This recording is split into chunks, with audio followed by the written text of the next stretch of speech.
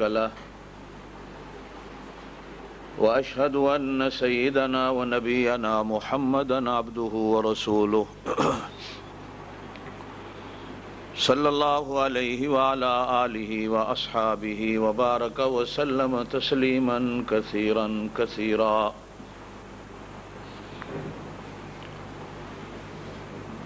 أما بعد، أعوذ بالله من الشيطان الرجيم. بسم الله الرحمن الرحيم. لا تقم فيه أبدا لمسجد أسس على التقوى من أول يوم أحق أن تقوم فيه. صدق الله العلي العظيم وبلغنا رسوله النبي الكريم الأمي الأمين ونحن على ذلك لمن الشاهدين والشاكرين والحمد لله رب العالمين.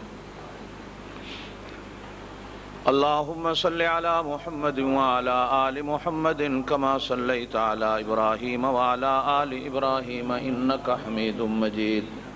اللهم بارك على محمد وعلى آل محمد كما باركت على إبراهيم وعلى آل إبراهيم إنك حميد مجيد.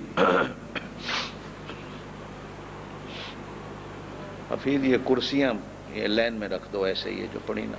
آپ آج کیوں دور جا بیٹھے حاجی صاحب؟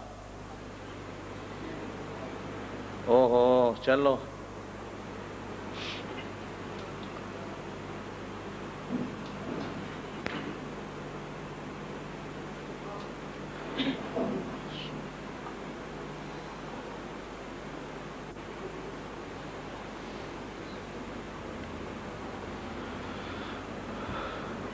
ربیع الاول کا مہینہ ہے، سرکار دو عالم صلی اللہ علیہ وسلم کی ولادت باسعادت کا یہ مہینہ ہے.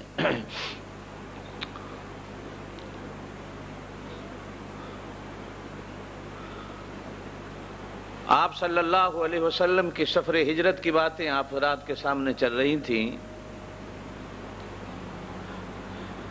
چونکہ یہ ساری باتیں آپ صلی اللہ علیہ وسلم کی زندگی کی ہیں،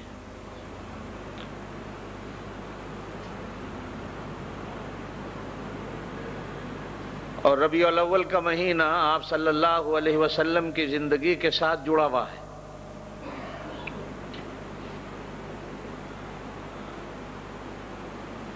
وجہ اس کے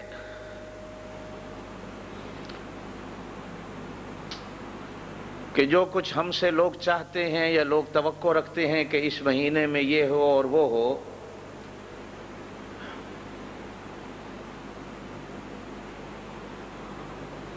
وہ حقیقت ہی آپ حضرات کے سامنے رکھی جائے جو آپ صلی اللہ علیہ وسلم کی زندگی میں اللہ نے ہمارے لیے رکھی ہوئی.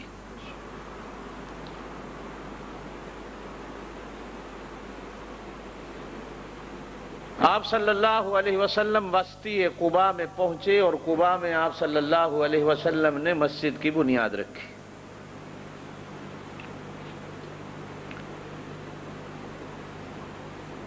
جس سے یہ پتہ چلتا ہے کہ مسلمان کا اصل وتیرہ اور زندگی یہ ہے کہ جہاں بھی پہنچے وہاں سب سے پہلے اللہ کے گھر کی بنیاد رکھے.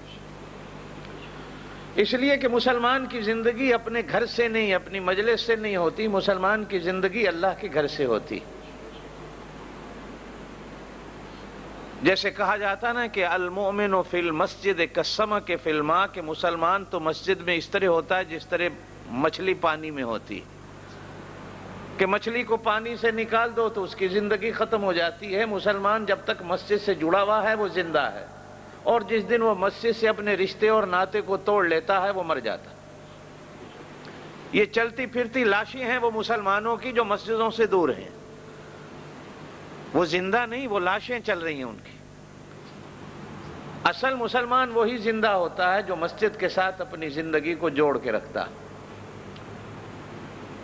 اور پھر کہا جاتا ہے کہ المنافق فی المسجد کالطیر القفص، کے منافق مسجد میں اس طرح ہوتا ہے کہ جس طرح کسی پرندے کو پنجرے میں بند کر دیا جاتا، کہ میں کب چھوٹوں اور میں کب نکلوں. پھر دوستو، میں اور آپ ہم سارے اگر اپنے دل میں جھانک کر دیکھیں تو اسی سے ہمیں اپنا پتہ چل سکتا ہے کہ ہم کیا ہیں. مسجدیں، مدرسے، دین کا ماحول ہماری زندگی ہے،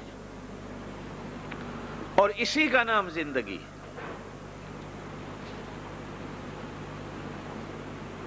اور اللہ قرآن پاک میں کئی بار اس بات کو ارشاد فرماتے ہیں کہ اصل زندہ وہی ہے جو دین کے ساتھ جڑا ہوا ہے۔ جو دین اور دین کی مجلس کے ساتھ جڑا ہوا نہیں، وہ جتنا بھی تمہیں صحت مند، تندرست، توانا، اچھے کپڑے پہنے ہوئے نظر آئے، وہ زندہ ایک لاش ہے۔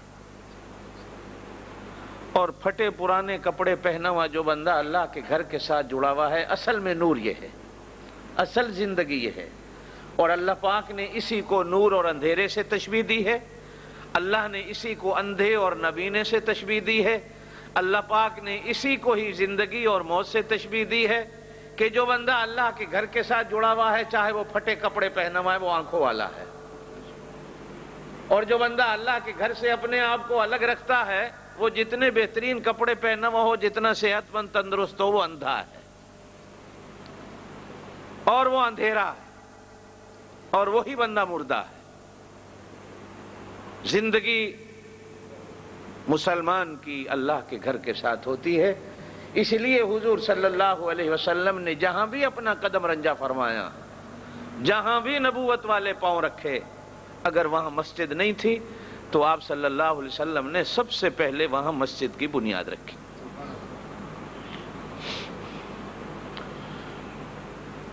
بلکہ اس سے بھی آگے چلا جائے تو اسلامی زندگی کا ایک دستور رہا۔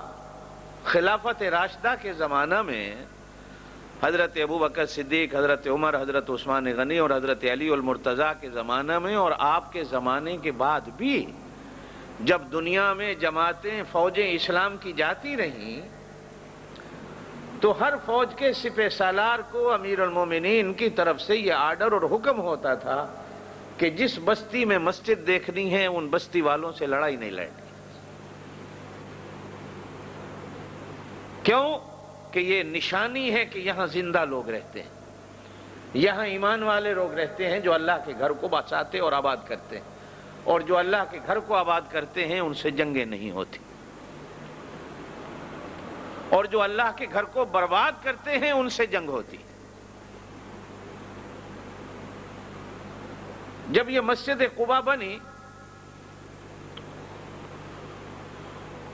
انصار صحابہ کا یہ پورا قبیلہ تھا، بستی تھی، تو چند منافقین نے بھی اپنی شرارتوں کے لیے ایک عمارت کو مسجد کا نام دے کر بنا ڈالی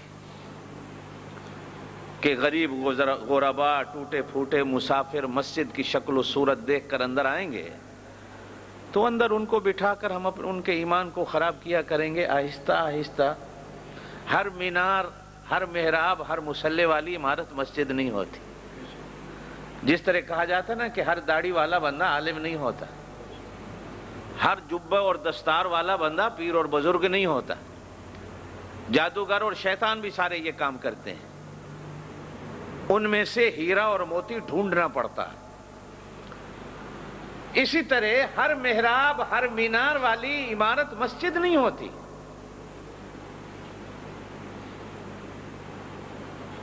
مرزائی بھی عبادت کرتے ہیں، شکل و صورت وہ بھی مسجد کی بناتے ہیں۔ اسلامی شریعت کے اندر، اسلامی فقہ کے اندر ان کے عبادت خانہ کو مسجد نہیں کہا جاتا، اور ان کو اجازت ہی نہیں کہ اسے مسجد کا نام دے کر استعمال کریں۔ مسجد صرف اور صرف اللہ پاک نے مسلمان کے لیے رکھی ہے۔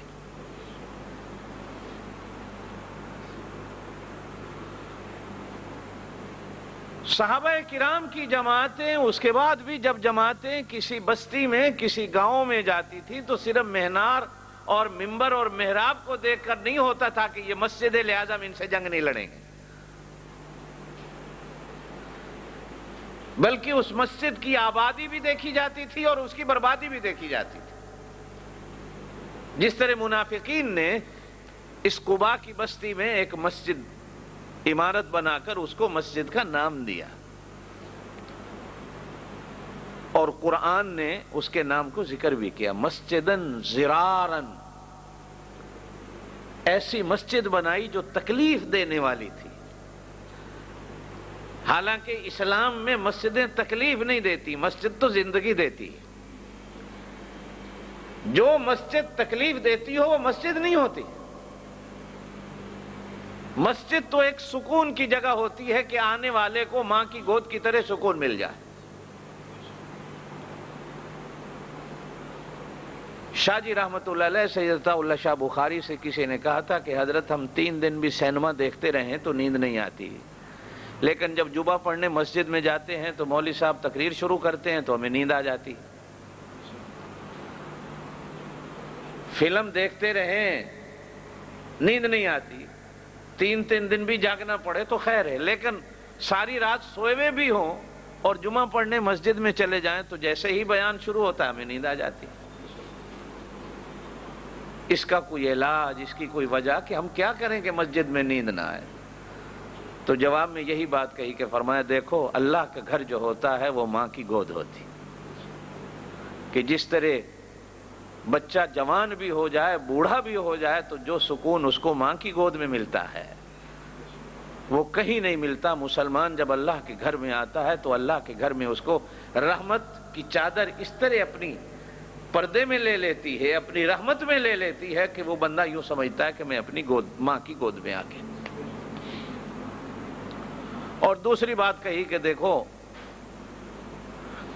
کانٹے جہاں بچھے ہوئے ہوں بندے کو کبھی نیند نہیں آتی، نیند وہیں آتی ہے جہاں بندے کے لیے بہترین گرم اور بستر بچھا ہوا ہو۔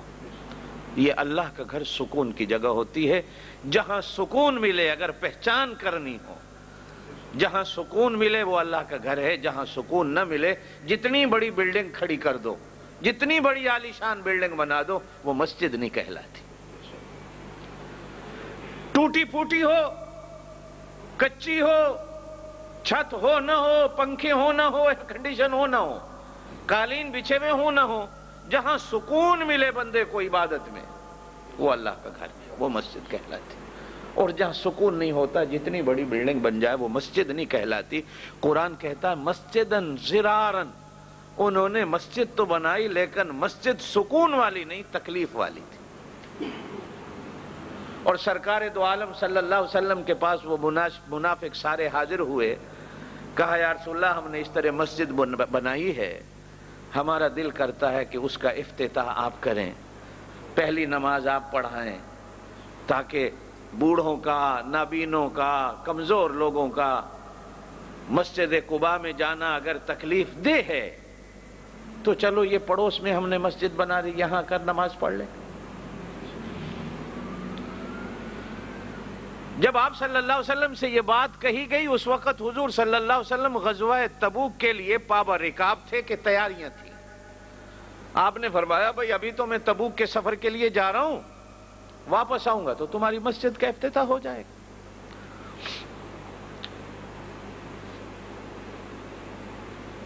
آپ صلی اللہ علیہ وسلم کو نہیں پتا کہ یہ مسجد زرار بنی ہے، شرارتوں کے لیے اور لڑائی کے لیے بنی، لیکن آپ نے وعدہ فرما لیا۔ آپ صلی اللہ علیہ وسلم غزوہ تبوک کے لیے تشریف لے گئے تو آپ صلی اللہ علیہ وسلم 3 مہینے وہاں رہے، جنگ نہ ہوئی، دشمن مقابلے میں نہ آیا، تو آپ صلی اللہ علیہ وسلم تبوک سے واپس ہوئے۔ ابھی مدینے کے قریب آپ کی اونٹنی پہنچی تھی کہ جبرائیل امین نے آ کر ساری اس مسجد کی قصہ کہانی بتا دی، یہ بنی کیوں ہے، بنائی کیوں گئی ہے اور بنائی کس نے ہے، اور آپ نے تو وعدہ کر لیا ہے۔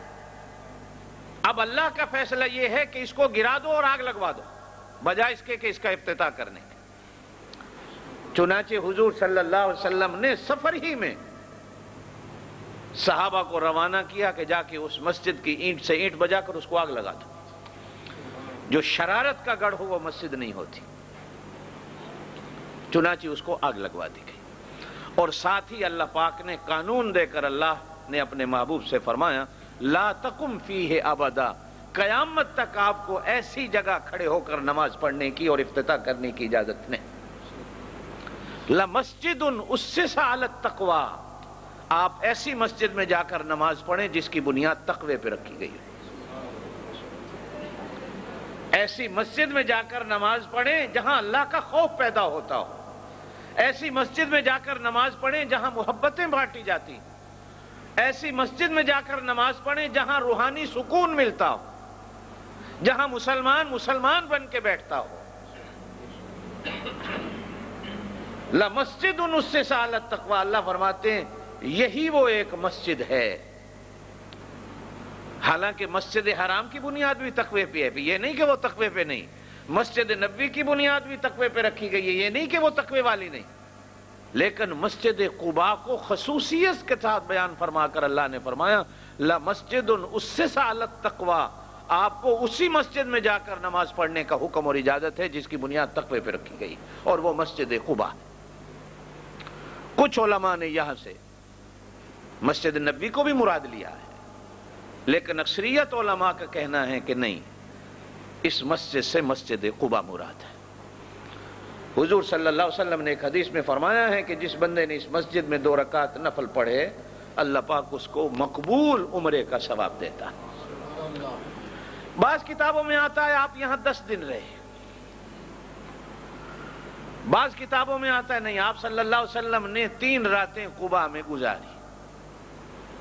حضرت کلثوم بن حدم رضی اللہ تعالیٰ عنہ کا نام ملتا ہے، جن کے گھر میں آپ صلی اللہ علیہ وسلم نے قدم رنجہ فرمایا، جن کی میزبانی کو قبول فرماتے ہوئے 3 دن یا 10 دن آپ جتنا بھی رہے انہی کے گھر میں آپ صلی اللہ علیہ وسلم نے آرام فرمایا، اور آپ صلی اللہ علیہ وسلم کا دن مسجد قباء کی تعمیر میں گزرتا تھا کہ خود بھی اینٹیں اٹھائیں اور صحابہ کرام نے بھی اٹھائیں۔ لَمَسْجِدٌ أُسِّسَ عَلَى التَّقْوَىٰ، کہ تقوی پر اس مسجد کی بنیاد رکھ کر مسلمانوں کو مسجد کا ایک معیار دیا گیا کہ مسجد وہ ہوتی ہے کہ جس کی بنیاد تقوی پہ رکھی جاتی۔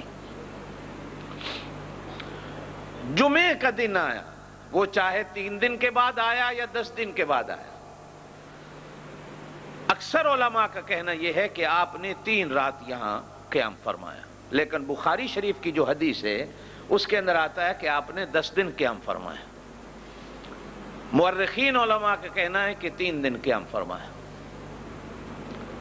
یکشنبہ کو آپ پہنچے،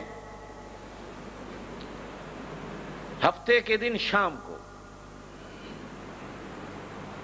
اتوار، سوموار، منگل، بدھ، جمعرات، یہ 4 یا 5 دن جو تھے آپ صلی اللہ علیہ وسلم نے قباء میں قیام فرمایا۔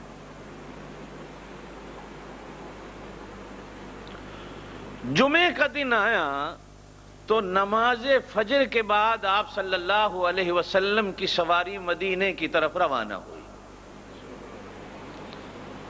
مدینہ پاک قباء سے 3 میل کے فاصلے پہ، اب تو مدینہ اس سے بھی بہت آگے نکل چکا، اب تو ایک عظیم الشان اور بہت بڑا شہر بن گیا کہ جو کم از کم 20-25 میل مربع کے ایریے میں ہے۔ اس زمانہ میں قباء میں آبادی تھی یا مدینہ پاک ایک چھوٹا سا گاؤں تھا، راستے میں کچھ نہیں تھا سوائے کھجوروں کے باغ کے۔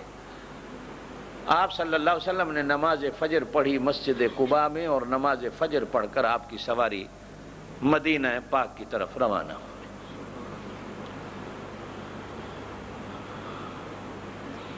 اب قباء کے صحابی مسلمان بھی آپ کی سواری کے ساتھ ہو لیے، پہلے تو صرف 2 تھے جو مکے سے چلے تھے، اب جب قباء سے سواری نکلی تو ایک قافلہ بن گیا، ایک جماعت بن گئی،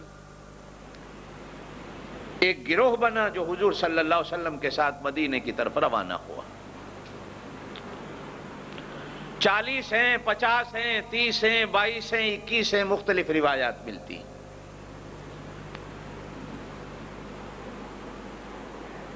قبیلہ بنو سالم کا ایک چھوٹا سا گاؤں قباء اور مدینے کے درمیان میں تھا۔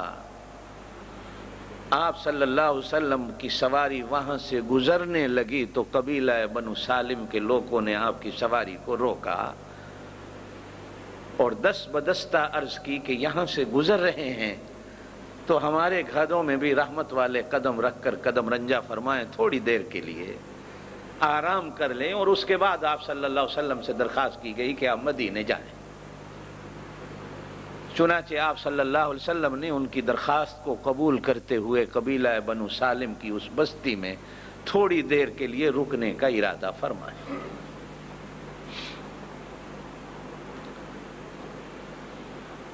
رکنا کیا تھا؟ روکنے والے رب نے خود روکا، آپ صلی اللہ علیہ وسلم کی سواری رکی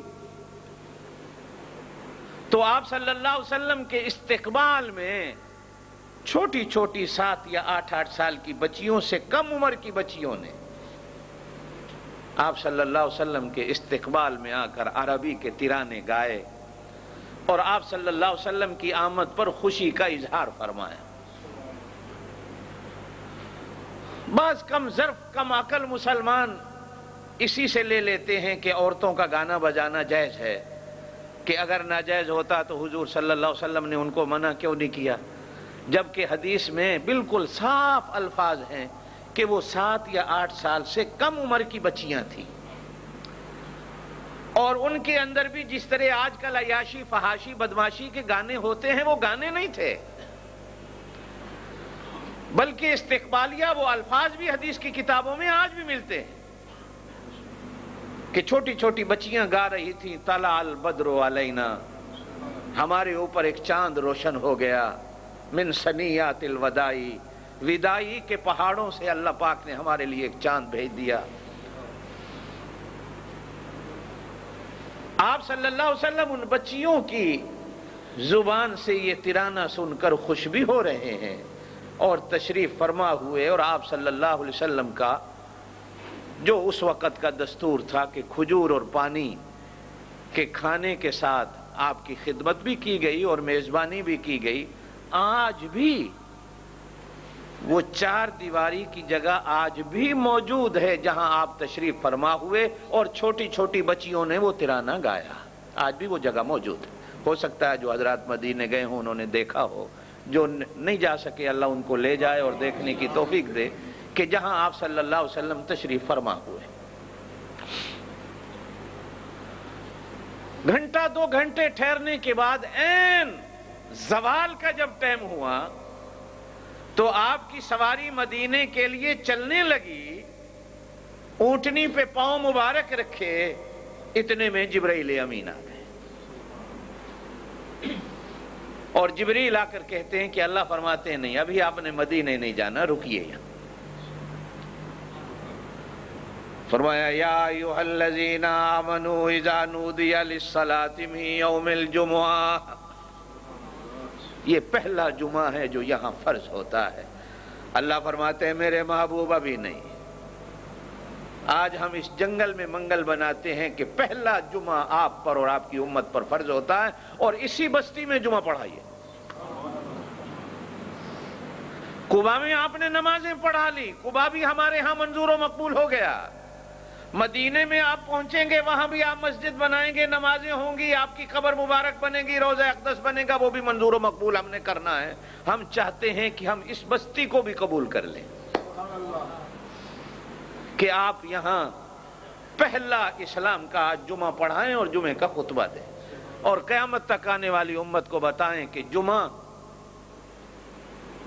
ایک ایسا دن ہے کہ جس دن اللہ اپنے محبوب کو بھی سواری سے اتار کر نماز ادا کرنے کا حکم دیتا ہے۔ سبحان اللہ۔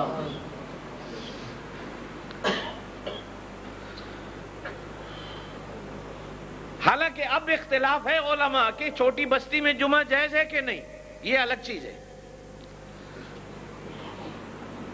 اس لیے کہ بعد میں آپ صلی اللہ علیہ وسلم نے خود جو جمعے کے احکام بیان فرمائے ان میں پھر آپ نے شرطیں رکھی، یہ بعد میں معاملات ہوتے رہے، مسائل بدلتے رہے، لیکن پہلا جمعہ جو اس امت پہ فرض ہوا، سورہ جمعہ حضور صلی اللہ علیہ وسلم پر نازل ہوئی، تو آپ صلی اللہ علیہ وسلم نے اس چھوٹی سی بستی میں جہاں 3 یا 4 گھر تھے اس وقت، اور قباء سے آنے والے مسلمانوں نے آپ صلی اللہ علیہ وسلم کے پیچھے جمعہ ادا کیا۔ یہ پہلا جمعہ تھا اسلام کا جو یہاں فرض ہوا۔ آپ صلی اللہ علیہ وسلم نے ایک حدیث میں ارشاد فرمایا کہ جب اللہ پاک نے امتیں بنائیں عالم ارواح میں، تو اللہ پاک نے ہر امت کے سامنے ہفتے کا ایک ایک دن پیش کیا کہ ان میں سے کوئی ایک دن قبول کر لو، کہ تمہاری اس قبولیت کی وجہ سے ہم اس دن کو شان دے دیں۔ چنانچہ کہا جاتا ہے، حدیث کی کتابوں میں آتا ہے کہ جب حضرت موسیٰ کی امت پہ 7 دن ہفتے کے پیش ہوئے تو حضرت موسیٰ کی امت نے ہفتے والا دن اپنے لیے قبول کیا۔ حضرت عیسیٰ کی امت پہ دن پیش ہوئے تو حضرت عیسیٰ کی امت نے اتوار کا دن قبول کیا۔ حضور صلی اللہ علیہ وسلم فرماتے ہیں جب میری امت پر اللہ نے 7 دن پیش کیے، امت وہ بعد میں بولتی بولتی سب سے پہلے میں نے ہی خود اٹھ کر اللہ کے عرض کی کہ مجھے جمعہ کا دن قبول دے دے، اور اللہ پاک نے میرے کہنے پر میری امت کو جمعے کا دن نصیب فرمایا۔ ایک حدیث میں آپ صلی اللہ علیہ وسلم نے ارشاد فرمایا جب سے اللہ نے سورج بنایا ہے جب تک سورج رہے گا جمعے کے دن سے اچھا کوئی دن ایسا نہیں آیا کہ جس پہ سورج طلوع ہوا۔ جمعے کا دن سارے دنوں سے اچھا ہے، اور جب سے سورج نکلا جب تک رہے گا۔ سورج بھی کہتا ہے باقی دنوں پر بھی میں روشنی دیتا ہوں، باقی دنوں کو بھی میں نور دیتا ہوں، باقی دنوں میں بھی میں لوگوں کے کام آتا ہوں، لیکن میری شعائیں، میری نور اور میرے فائدے جتنے جمعے کے دن کے لیے ہیں اللہ پاک نے کسی اور دن کے لیے میرے فائدے اتنے نہیں رکھے۔ خیر یوم طلعت، حضور صلی اللہ علیہ وسلم نے فرمایا اس دن سے اچھا کوئی دن نہیں جس دن پہ سورج نکلتا، اور وہ جمعے کا دن۔ حدیث کے اندر فرمایا گیا، آپ نے خود فرمایا کہ ہم نے خود ایک دن جمعے سے پوچھا کہ بھائی تم اچھے کیوں ہو؟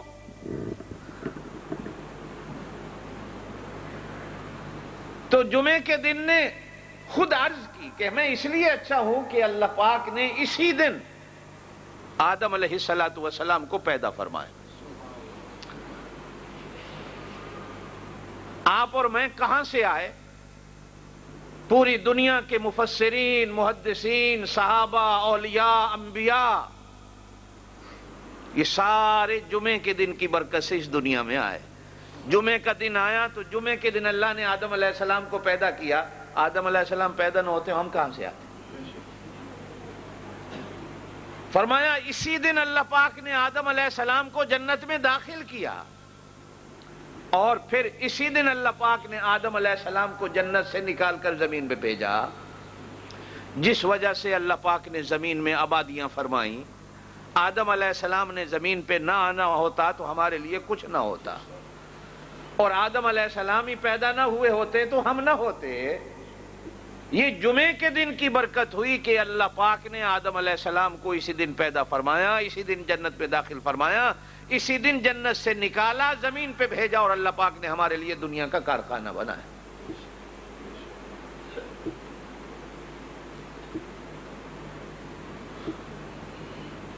ایک حدیث میں آپ صلی اللہ علیہ وسلم نے ارشاد فرمایا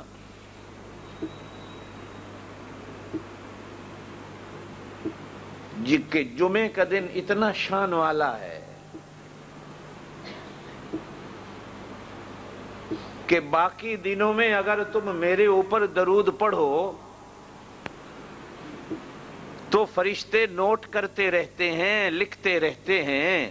سبز رنگ کی تھیلیاں ہوتی ہیں فرشتوں کے ہاتھوں میں جن میں تمہارا درود جمع ہوتا رہتا ہے۔ جمعے والے دن اگر تم مجھ پر درود پڑھا کرو بجائے اس کے فرشتے جمع کریں، فرمایا اللہ پاک ڈائریکٹ مجھ تک میری قبر میں تمہارا درود پہنچا دیتا ہے۔ سبحان اللہ۔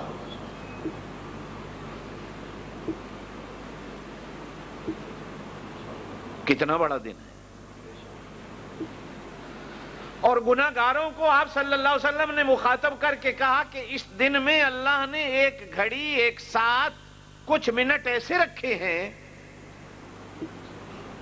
کہ جو قبولیت سے بھرے ہوئے ہیں کہ اللہ پاک سے جو دعا مانگو اللہ قبول فرماتا ہے۔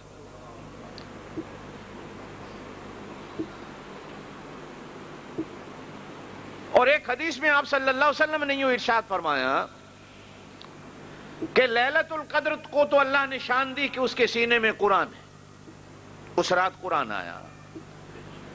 جبرائیل امین کو اللہ پاک نے شان دی اس لیے کہ جبریل آسمانوں سے زمین پہ قرآن لایا، وہی لایا۔ ابو بکر کو اللہ نے میری وجہ سے صدیق بنا دیا، عمر کو اللہ نے میری وجہ سے فاروق بنا دیا، عثمان کو میری وجہ سے اللہ نے ذی النور بنا دیا، علی کو میری وجہ سے اللہ نے اسد اللہ الغالب بنا دیا دین کی وجہ سے۔ جمعے کا دن ایک گنہگار کی دعا اللہ کے دربار میں اس طرح قبول ہو جاتی ہے کہ ساتوں آسمانوں کو چیرتی ہوئی دربار خداوندی میں پہنچتی ہے۔ اللہ قبول فرماتے ہیں، اس دعا کی قبولیت کی وجہ ہے کہ اللہ اس دن کو بھی مرتبہ اور مقام دے دیتا۔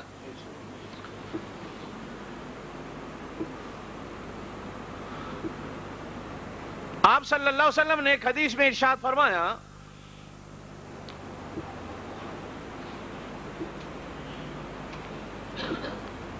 کہ اگر کوئی بندہ مسلمان، میرا کلمہ پڑھنے والا، میرا امتی، 3 جمعے اپنے آپ کو مسجد سے غیر حاضر رکھتا ہے، وہ 3 جمعے حاضر نہیں ہوتا لگاتار، تو آپ صلی اللہ علیہ وسلم نے فرمایا کہ مجھے ڈر ہے کہیں اللہ پاک مسلمان کی کتاب سے نکال کر اس کا نام منافقوں کی کتاب میں نہ لکھ دیں۔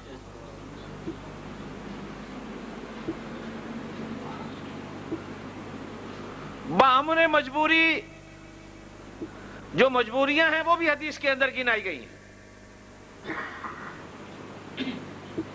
ورنہ لگاتار 3 جمعے چھوڑ دینا اور ان مجبوریوں کے اندر نوکری، مزدوری، دفتر، ان کو مجبوری نہیں گنا گیا، ان مجبوریوں میں بیماری، ان مجبوریوں میں سفر،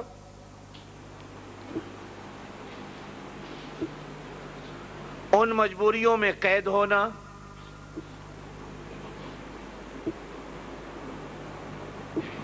حتیٰ کہ اندھا ہونا، لنگڑا ہونا بھی ان مجبوریوں میں نہیں رکھا گیا، بلکہ اس پر بھی جمعے کو فرض رکھا گیا کہ میں اندھا ہوں جی نہیں، اور میں تجھ پر بھی فرض ہے۔ مجبوریاں اور معذوریاں بھی حدیث کے اندر بیان کی گئی،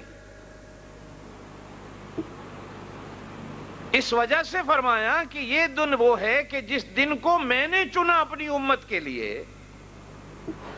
ارے بھائی، ایک بیٹے کے لیے دلہن کو باپ چن لے یا بیٹی کے لیے دلہا کو باپ چن لے، اور بیٹا اور بیٹی اسے قبول نہ کرے، یا قبول کرنے کے بعد اس کے اندر کیڑے نکالے، یا کیڑے نکالنے کے بعد اوپر سے قبول ہو، دل سے قبول نہ ہو، تو وہ تو بندہ ماں باپ کی عزت کی پگڑی جو ہوتی ہے اس کو اپنے پاؤں اور جوتی میں رکھتا ہے۔ باپ بھی اس کا ناراض ہوتا ہے کہ صاحب میری چنی ہوئی چیز کو اس نے قبول نہ کیا، میرا منتخب کیا ہوا دولہا اس نے قبول نہ کیا۔ بیٹا جب باپ کی بات کو قبول نہیں کرتا تو باپ ناراض ہوتا ہے کہ صاحب میری بات کو اس نے رد کر دیا۔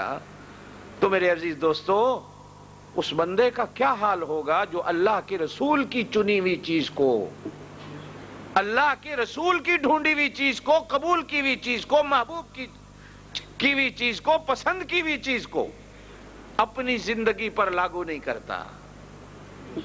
اب وہ 1000 بہانے ڈھونڈے تو اللہ کے دربار میں تو اس کا کوئی بہانہ قابل قبول نہیں، اس لیے کہ یہ وہ چیز ہے کہ جس چیز کو اللہ کہتے ہیں کہ بھائی تمہارے محبوب نے، تمہارے رسول نے تمہارے لیے چنی۔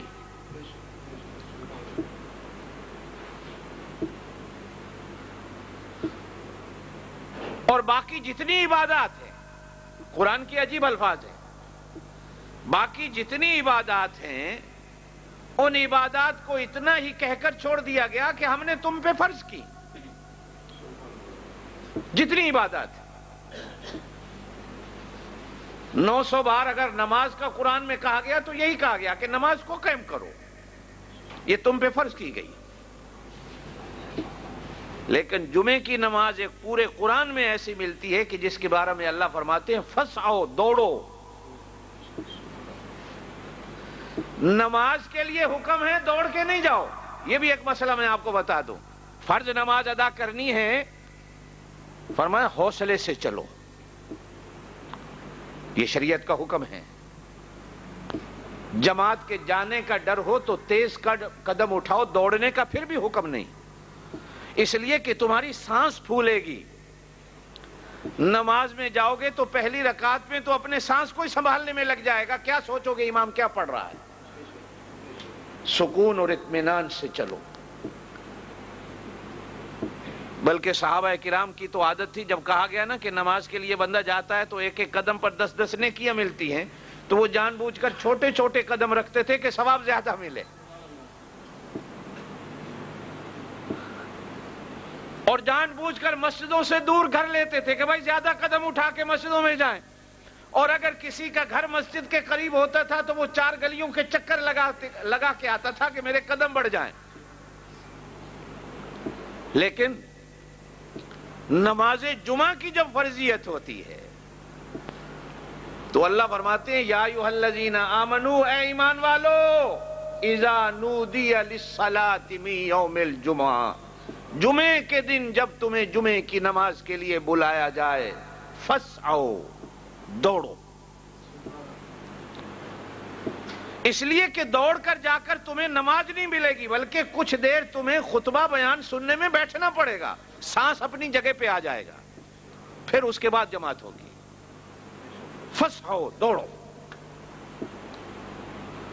اور باقی کسی نماز کے لیے آپ صلی اللہ علیہ وسلم نے وہ ثواب ذکر نہیں کیا جو اس کے لیے ذکر کیا کہ جو بندہ پہلے آ کر بیٹھتا ہے اس کو اونٹ کی قربانی کا ثواب ملتا ہے. باقی نمازوں کے لیے نہیں کہا گیا. جو نمبر 2 پر آ کر بیٹھتا ہے اس کو گائے کی قربانی کا ثواب ملتا ہے. جو نمبر 3 پر آ کر بیٹھتا ہے اس کو دمبے بکرے کی قربانی کا ثواب ملتا ہے. جو چوتھے نمبر پر آ کر بیٹھتا ہے اس کو مرغی کی قربانی کا ثواب ملتا ہے. پھر انڈا آ جاتا ہے. اور پھر ایک وقت ایسا آتا ہے کہ فرمایا گیا جب خطیب خطبے کے لیے کھڑا ہو گیا تو فرشتوں نے بھی حاضری کا رجسٹر بند کر دیا اور وہ بھی خطبہ سننے بیٹھ گئے. اب جو بعد میں آیا اب وہ قادر مطلق ہے، اس کی حاضری لگوا لے نہ لگوا لے، اب اس سے پوچھنے والا کوئی نہیں، صاحب میری حاضری لگی کہ نہیں لگی. اس نماز کے لیے تو کہا گیا فاسعوا الی ذکر اللہ. اور ساتھ ہی دکانداروں سے کہا گیا کہ دیکھو تم سوچو گے کہ ہم نماز کو گئے پیچھے گاہک آئیں گے تو کہیں ہمارے گاہک ٹوٹ گئے تو روزگار میں کمی ہوگی. اللہ فرماتے ہیں وَذَرُوا الْبَيْعَ فَإِذَا قُضِيَتِ الصَّلَاةُ فَانتَشِرُوا فِي الْأَرْضِ وَابْتَغُوا مِنْ فَضْلِ اللَّهِ. نماز کو ادا کرنے کے بعد وہ جو نماز کی تھوڑی دیر دکان بند ہو گئی، تم تو سوچ رہے تھے رزق بند ہو گیا، اب تمہیں اللہ ایسے خزانوں سے رزق دے گا جو تمہارے علم میں بھی نہیں ہے. ارے اللہ کے بندو، رزق کا ذمہ تو اللہ کے ہاں ہے، گاہک کے ذمہ ہے کیا تمہارا رزق؟ اس کا مطلب ہے تم نے اسی کو خدا سمجھا، یہ آئے گا تو تم کھاؤ گے، نہیں آئے گا تو کہاں سے کھاؤ گے؟ ارے جب تم 9 مہینے ماں کے پیٹ میں تھے کون سی دکانداری کرتے تھے وہاں جو تمہیں رزق دیتا رہا؟ جب تم ہاتھ پاؤں چلانے کے قابل نہیں تھے، کوئی دکان والا تمہیں نوکری دینے کو تیار نہیں تھا، تیری عمر 5 سال 8 سال کی ہے، اس وقت تمہیں رزق کون دیتا رہا؟ بلکہ اس عمر میں تو بندہ حد سے بھی زیادہ کھاتا ہے جو بچپن کی عمر ہوتی ہے، جو آیا کھا گیا. آج کل تو لوگ دوائیاں بیچ کر کہتے ہیں نا کہ لکڑ پتھر ہضم ہو جائے گا، لیکن بچپن کی عمر ہی اللہ نے ایسی بنائی ہے کہ جس میں لکڑ بھی ہضم ہوتا ہے، پتھر بھی ہضم ہوتا ہے. اس عمر میں تمہیں کون دیتا رہا؟ آج تم سوچ رہے ہو کہ دکان کھلے گی تو روزگار ملے گا، دکان بند ہو جائے گی تو کہاں سے آئے گا؟ فَإِذَا قُضِيَتِ الصَّلَاةُ، جب نماز کو ادا کر لو، فَانْتَشِرُوا، زمین میں پھیل جاؤ. وہ جتنی دیر تمہارا رزق رکا اللہ اس سے زیادہ دے گا.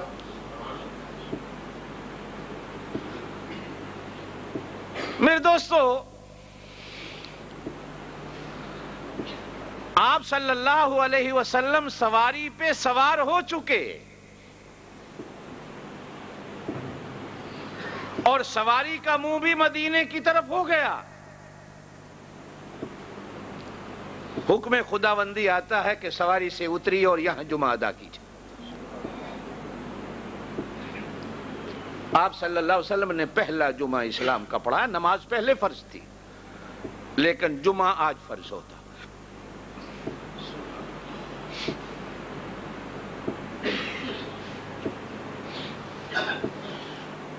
جمعے کی نماز ادا ہوئی تو جمعے کے بعد ایک آپ صلی اللہ علیہ وسلم کے پاس کیس آ گیا. حضرت اسعد بن زرارہ سب کہہ دو رضی اللہ تعالی. یہ وہ صحابی ہیں جنہوں نے آپ صلی اللہ علیہ وسلم کی مدینے آمد سے پہلے ہی مدینے میں قرآن کے مدرسے کی بنیاد رکھی، جن کا گھر قرآن کا مدرسہ تھا. اور گاؤں کا جس طرح کو لمبردار ہوتا ہے نا، آپ صلی اللہ علیہ وسلم نے حضرت اسد بن زرارہ کو قبیلہ بنو نجار کا نمبردار بنایا ہوا تھا کہ تم اس قوم اور قبیلے کے نمبردار ہو. اس قوم اور قبیلے کا جو کیس ہوگا، جو مسئلہ ہوگا، فیصلہ ہوگا، تم نے حل کرنا، اور قوم ان سے حل کرواتی تھی.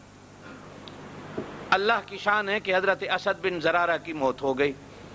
اب قبیلے والے لوگ آ کر حضور صلی اللہ علیہ وسلم سے عرض کرتے ہیں کہ آپ نمبردار اب کسی اور کو بنا دیں، اب ہماری قوم میں کوئی بندہ اس قابل نہیں کہ وہ نمبرداری کر سکے. تو حضور صلی اللہ علیہ وسلم ارشاد فرماتے ہیں کہ لمبردار تو اللہ تو انو ہی رکھسی، اور میرا بھی یہی فیصلہ ہے، آسمان والے رب کا بھی یہی فیصلہ ہے کہ نمبردار اس بستی کا تمہارے قبیلے کا ہوگا. یا رسول اللہ وہ کیوں؟ تو آپ صلی اللہ علیہ وسلم نے فرمایا کہ تم میرا ننھیال ماموں خاندان ہو. میرے ددھیال میں تو تھوڑے ہوئے جن کو اللہ ایمان دیتا، اس لیے کہ مکے میں جتنا میرا ددھیال تھا سارا میرا دشمن تھا. کچھ تھے جن کو اللہ نے ایمان دیا، اور میرا ننھیال جتنا ہے اللہ نے سب کو ایمان دیا. قبیلہ بنو نجار حضور صلی اللہ علیہ وسلم کا ننھیال ہے. اور آپ حیران ہوں گے کہ حضور صلی اللہ علیہ وسلم کے والد محترم حضرت عبداللہ کی قبر بھی مدینے میں تھی، جو آپ صلی اللہ علیہ وسلم کی پیدائش سے پہلے ہی فوت ہو گئے تھے.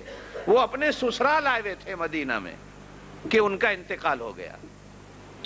ابھی جب یہ مسجد نبوی کی نئی توسیع ہوئی، نئی عمارت بنی، تو نئی عمارت میں پرانی بلڈنگوں کو جب گرایا گیا تو ایک کمرے کے اندر سے حضرت عبداللہ کی قبر نکلی تھی. میں اس وقت وہی مدینہ پاک میں تھا، اخبارات میں جب آیا، بہرحال ہم لوگ دیکھنے گئے تو اس وقت وہ کمرہ برابر کر دیا گیا تھا، لیکن جگہ آج بھی ہمیں یاد ہے کہ جہاں ان کی قبر تھی. تو آپ صلی اللہ علیہ وسلم نے فیصلہ فرمایا نماز جمعہ کے بعد. یہ پہلا کیس ہے جو مدینے میں آپ کے پاس آیا. فرمایا نہیں بھائی، نمبرداری تمہارے اندر ہی رہے گی. بعض دنیا میں وہ لمبردار ہیں جن کو برطانیہ والوں نے لمبرداری دی، بعض لمبردار وہ تھے کہ جن کو ہماری حکومتیں لمبرداری بانٹتی رہیں. یہ اسلام کے اندر وہ لمبردار خاندان تھا کہ جن کو نمبرداری اللہ کے نبی نے بانٹی. یہ باقی جتنے لمبردار، ان میں کوئی 100 میں سے کوئی ایک آدھ ہوگا، باقی ساری چور ہوتے ہیں. کوئی ایک آدھ ہوگا جو صحیح ہو. اس لیے کہ یہ دنیا داری میں اپنی چمچے گیری میں دیکھا جاتا ہے کون ہے جو ہماری چمچے گیری کر سکے گا، اس کو لمبردار بنا دے. لیکن اللہ کے نبی نے دین دیکھا کہ لمبردار اس کو بناؤں جو قرآن کا مدرسہ چلاتا ہے.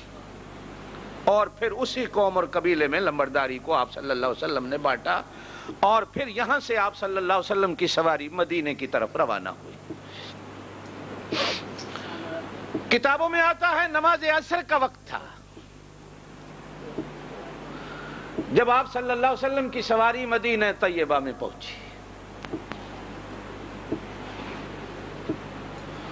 اور کم از کم آپ صلی اللہ علیہ وسلم کی اونٹنی کے ارد گرد لاکھوں نہیں، ہزاروں نہیں تو 1000 1500 کا قافلہ حضور کی اونٹنی کو گھیرے ہوئے تھا جب آپ صلی اللہ علیہ وسلم کی سواری مدینہ پاک میں پہنچی. ہر آدمی یہ چاہ رہا تھا کہ آپ صلی اللہ علیہ وسلم کی میزبانی میں کروں. آپ صلی اللہ علیہ وسلم کے قدم سب سے پہلے میرے گھر میں پڑیں. سفارشیں بھی آ رہی تھی، درخواستیں بھی ہو رہی تھی، لیکن آپ صلی اللہ علیہ وسلم نے فرمایا نہیں بھائی، میری سواری مکے سے لے کر غار ثور تک، غار ثور سے لے کر قباء تک، قباء سے لے کر مدینے تک نہ اپنی مرضی سے چلی نہ میں نے اپنی مرضی سے چلایا، میری سواری وہاں سے لے کر یہاں تک آسمان والے کے حکم سے چلتی رہی۔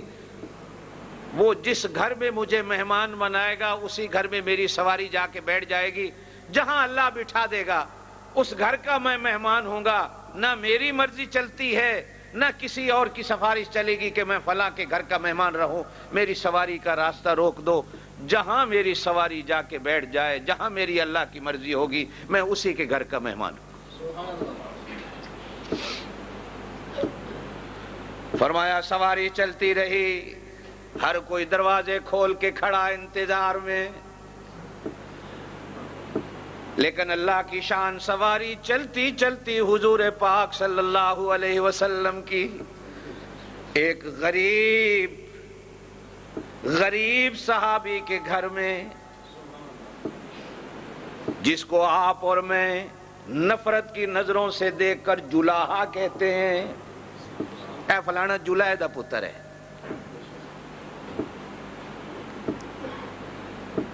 اللہ کے نبی کی سواری کو اللہ پاک نے ایک جلاہے صحابی کے دروازے پہ روک کر بٹھا کر حکم دیا، میرا محبوب نہ کسی چودھری دے گھر دا کھانا، نہ کسی نواب دے گھر دا کھانا، نہ کسی رئیس دے گھر دا کھانا، نہ کسی وڈے وڈیرے دے گھر دا کھانا کھانا ہے، اس جلاہے کے گھر میں آپ کو ہم مہمان بنا کر قیامت تک آنے والی امت کو بتانا چاہتے ہیں۔ او انگریز کے نقش قدم پہ چلنے والوں، ہاتھ سے مزدوری کرنے والے کو کمی نہ کہہ کر، نفرت کی نظروں سے دیکھ کر تم اس بندے کو اتنا گرانا چاہتے ہو، لیکن آج اللہ پاک ہاتھ سے مزدوری کرنے والے اس جلاہے کو زمین سے اٹھا کر ساتوں آسمانوں سے سیب اونچا لے جا کر بٹھا کر تمہیں بتانا چاہتا ہے کہ اللہ کو غریب جتنا محبوب ہے،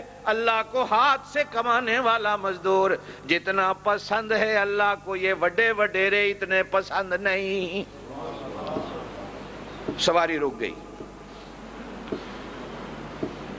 حضرت ابو ایوب انصاری سب کہہ دو رضی اللہ تعالی۔ میں نے وہ مکان دیکھا ہے، 1977 تک وہ مکان تھا حضرت ابو ایوب انصاری کا۔ آج کل تو وہ بھی روضہ رسول مسجد کی توسیع میں آ گیا، جہاں جا کر حضور کی سواری بیٹھی ہے۔ ابو ایوب انصاری کے پاؤں زمین پہ نہیں ٹک رہے، میرے گھر میں مہمان، لیکن ایک طرف سے پریشان ہے، گھر کھان دی شے کوئی نہیں تے مہمان بھی یہ ہو جائے، سبحان اللہ تے کہہ دیو نا کہ جس ورگا زمین و آسمانہ تے مہمان کوئی نہیں، تے میزبان غریب سوچ رہا ہے میرے گھر میں تو کھانے کو کچھ نہیں، لیکن اللہ بھی فرماتے ہیں آج میزبان بھی ہم نے تجھے ایسا بنا دینا ہے جو تیرے جیسا دنیا میں میزبان بھی کوئی نہ ہو۔ لوگ خوش ہوتے ہوں گے جن کے گھر میں کوئی چودھری آ جائے، لوگ خوش ہوتے ہوں گے جن کے گھر میں کوئی وزیر مشیر آ جائے، اور اس سے بڑا خوش قسمت کون ہے جس کے گھر میں سردار انبیاء آ جائیں، سرتاج رسول آ جائیں، امام الانبیاء والرسول آ جائیں۔ حضرت ابو ایوب انصاری رضی اللہ تعالیٰ گھبرا کر حضور صلی اللہ علیہ وسلم کے کان کے ساتھ جا کر ہونٹ لگاتے ہیں، یا رسول اللہ بندے تے تواڈے نال میرے گھر 300-400 آ گئے نے، لیکن میرے گھر تے ایک بندے دی روٹی بھی کوئی نہیں، یا تے انہاں سارے نو کڈو تے یا پھر کوئی دعا کرو۔ حضور صلی اللہ علیہ وسلم نے اپنے غریب صحابی کی مجبوری کو دیکھا، فرمایا گھبرا نہیں، اگر سواری اس نے بٹھا دی ہے تو میزبانی کا سامان بھی وہی کرے گا، جاؤ گھر میں جو کچھ پکا ہے لے کے آؤ۔ وہ ایک برتن میں 2 روٹیاں، کوئی سالن، جو کچھ بھی ہوگا لے آئے۔ نبوت والے رحمت والے ہاتھ لگے، فرمایا یہی رکھ دو، اب روٹیاں نکال کے میں دوں گا۔ حدیث میں آتا ہے نبوت والے ہاتھ لگے، رحمت والے ہاتھ لگے۔ یہ بھی معجزہ ہے میرے نبی کا کہ 2 میاں بیوی کا کھانا 400 بندے کھا گئے، ابو ایوب انصاری کے گھر کے برتن پھر بھی بھرے کے بھرے پڑے رہے، کھانا ختم نہیں ہوا۔ سبحان اللہ۔ بعض کتابوں میں آتا ہے 3 مہینے آپ صلی اللہ علیہ وسلم اس کے گھر میں رہے۔ یہ نماز عصر کا وقت تھا جب آپ کی سواری مدینے پہنچی۔ جانوروں اونٹوں کو باندھنے کی ایک جگہ تھی جہاں نماز عصر کو ادا کیا گیا، بکریاں باندھنے کی جگہ تھی جہاں نماز عصر کو ادا کیا گیا۔ نماز عصر کے بعد آپ صلی اللہ علیہ وسلم حضرت ابو ایوب انصاری کے گھر میں آرام فرما ہوتے ہیں، رات کا کھانا کھایا گیا، کھانا کھانے کے بعد نماز مغرب عشاء کے ادا کرنے کے بعد حضور صلی اللہ علیہ وسلم نے آرام فرمانے کے بدلے میں صحابہ سے مشورہ کیا کہ ہم مدینے میں آ گئے، اب مدینے میں بھی ہم مسجد کی بنیاد رکھنا چاہتے ہیں کہ اونٹوں اور بکریوں کے باندھنے کی جگہ نماز کے لیے نہیں ہوتی۔ دوسرے دن صبح حضور صلی اللہ علیہ وسلم کو پورے مدینے میں گھما کر مسجد کے لیے جگہ کا انتخاب کیا گیا کہ آپ خود گھوم کر پھر کر مدینے میں جگہ دیکھیں کہ جہاں مسجد کی بنیاد رکھی جائے۔ جہاں آج مدینہ پاک کی مسجد ہے، حضور صلی اللہ علیہ وسلم کو یہ جگہ پسند آئی کہ مدینے کا سنٹر ہے، مسجد ایسی جگہ پہ ہو جہاں مسلمان کو آنے جانے میں آسانی ہو۔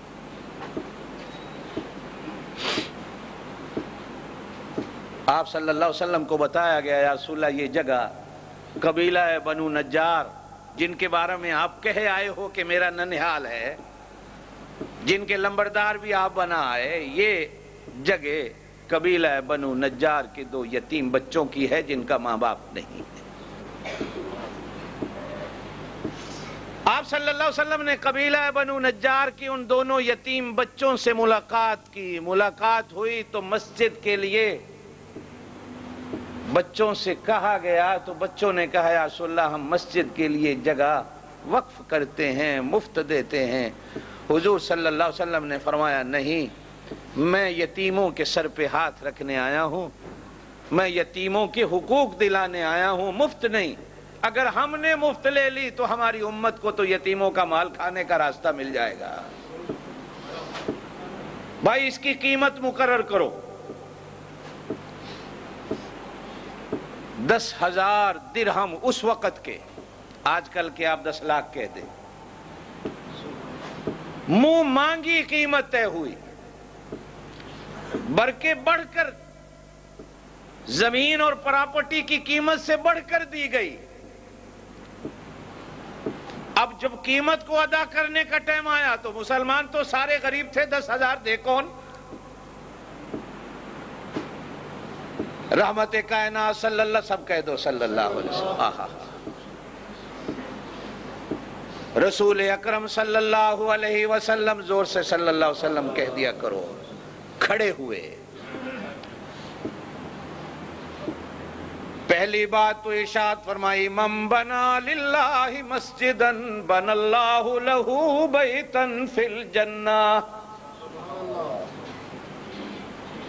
او مدینے والو، مجھے پتا ہے تمہاری جیبوں میں خزانے کوئی نہیں، مہاجرین لٹے پٹے آئے، او میرے انصاریوں مدینے والو، تم نے ان کے لیے اپنی دکانوں کے گھروں کے دروازے کھول دیے، مجھے علم ہے مال کوئی نہیں، لیکن پھر بھی اللہ کا نبی اعلان کرتا ہے کون ہے تم میں سے کھڑا ہو کر جو کہے میں مسجد کے لیے چندہ دیتا ہوں؟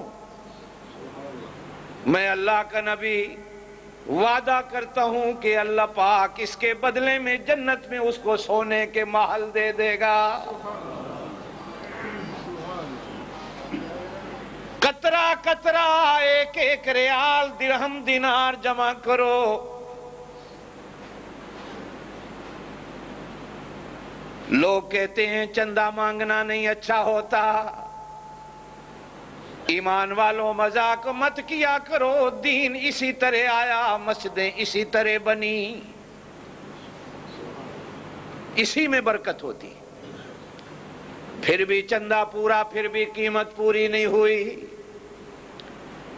آدھے سے بھی کم ہوا۔ پھر حضور صلی اللہ علیہ وسلم نے فرمایا ہے کوئی تم میں سے جو وعدہ کر لے اور میں اللہ کو وعدہ دے کر اپنی نبوت والی زبان سے وعدہ کرتا ہوں جس نے مسجد کی زمین کی قیمت دے دی، میں خدا، میں اللہ کا محبوب اس وقت تک خود جنت میں نہیں جاؤں گا جب تک اس کو جنت نہ دلا دوں۔ ہے کوئی؟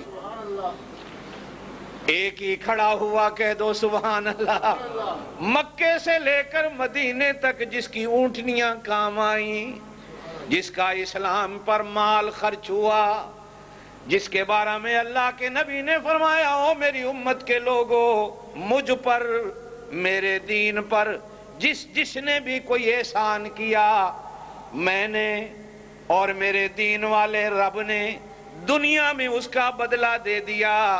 ابو بکر صدیق کے مجھ پر، میرے دین پر اتنے احسان ہیں، اللہ فرماتے ہیں میرا محبوب دنیا میں نہیں، قیامت والے دن ابو بکر کو اس کا اجر دوں گا۔ کہہ دو سبحان اللہ۔ حضرت ابو بکر صدیق کھڑے ہوتے ہیں، عرض کی اللہ کے نبی ہاتھ باندھ کر عرض کرتا ہوں، جتنا بھی گھر میں مال تھا مکے میں، ہجرت پہ چلنے لگا، سارا ساتھ لایا، اب میں ابو بکر اس مسجد کی زمین کی قیمت اکیلا دیتا ہوں۔ جب پیش کر دی، اللہ کے نبی نے فرمایا ابو بکر تو نے قیمت دے دی، میں اللہ کا نبی وعدہ کرتا ہوں قیامت کے دن تجھ کو اللہ سے جنت دلاؤں گا۔ زمین کی قیمت ہو گئی۔ اب حضور صلی اللہ علیہ وسلم نے خود اس مسجد کی پہلی اینٹ رکھی جس کو مسجد نبوی کہا جاتا۔ ایک نماز کا جہاں ثواب 50,000 نہ کہو نا، ابو بکر صدیق نے قیمت کیا دی؟ آج تک جس بندے کو بھی 50,000 نمازوں کا ثواب مل رہا ہے، اللہ پاک ان کے کھاتے میں اتنا ہی ثواب دے رہا ہے۔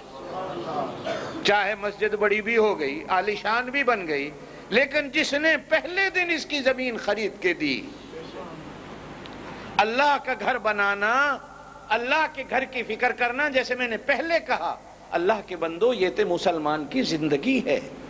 جو اللہ کے گھر کو آباد کرتا ہے، بناتا ہے، اس میں نمازیں پڑھتا ہے، سجدے کرتا ہے، اصل میں زندہ بندہ یہ ہے۔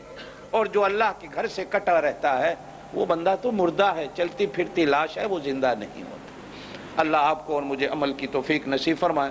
وآخر دعوانا الحمدللہ رب العالمین۔